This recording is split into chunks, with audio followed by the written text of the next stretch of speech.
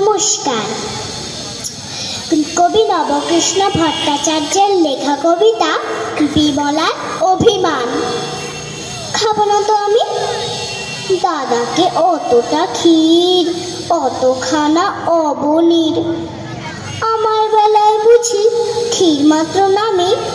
খাবো না তো আমি ফুল আনিবার বেলা।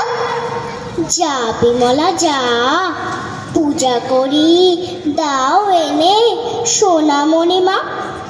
কাঁদিলে দুরন্ত খোকা, রাখা তারে ভার। তার বেলা ও বিমলা নে মা একবার। ছাগলেতে নোটে গাছ খেলো যে মুড়িয়ে। জানা মা গিয়ে দে তো মা তাড়িয়ে। দাদা বসে আছে খেতে, দাও তো মা নুন। পানটা যে বড় ঝাল, দে মা এনে চুন। যার যত ফরমাস সব তুমি করো, তাতে তুমি বিমলাটি বাঁচো আর মরো। খাবারটি আসে যে আর তারে মনে নেই। তার বেলা রাধু মাধু রামে বা মেয়ে শ্যামী।